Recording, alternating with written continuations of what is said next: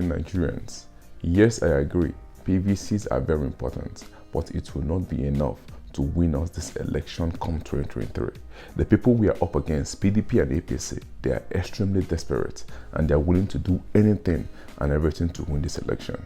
And it will be a huge blunder if at any point we underestimate the tricks and the capacities of these two major political parties. And if we think that they are going to fold their arms, watch us get our PVC, stand in line and vote and push them out of office, then we are making a huge mistake and we are still playing within the box.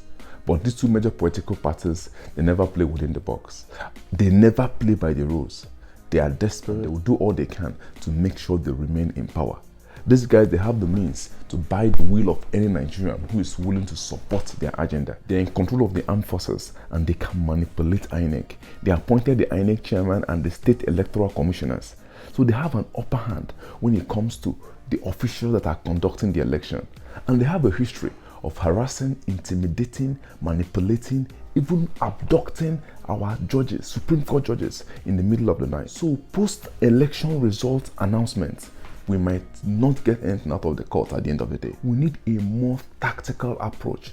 We need to be clever this time to be steps ahead of whatever scheme PDP and APC are hatching.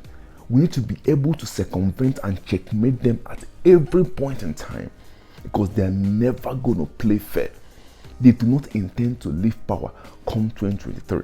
These two political parties, they have been known to recruit and arm thugs prior to the election to help them rig and commit electoral fraud. So all they are going to do is, few days to the election, they recruit these miscreants and hoodlums, arm them, unleash them into communities where they know they're not going to get a lot of votes. They will infiltrate these communities and cause chaos and havoc that might lead to the death of innocent Nigerians, thereby dampening the desire of the average Nigerian to step out to vote on the election day. A day to the election, these their miscreants will take to the street and go rampage, shooting carelessly into the air, further scaring Nigerians into their homes and dampening their faith and willingness to step out to vote. They will go to the extent of buying off some of these groups, these militant, insurgent, terrorist, even agitation groups, to release statements, death threats on anyone who steps out to vote. It happened in Anambra State.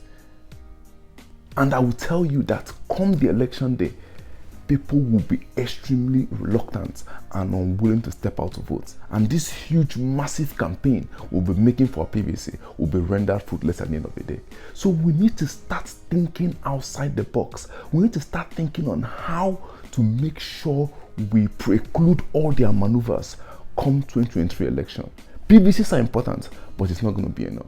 PDP and APC, they are in great despair because they know that if we're able to get the right leaders come 2023, it will spark a chain reaction of probes that will trickle down to 1999. And we all know that more than 90% of our former and current political leaders, they are going to be indicted and they will go to jail, and they have no plans of going to jail.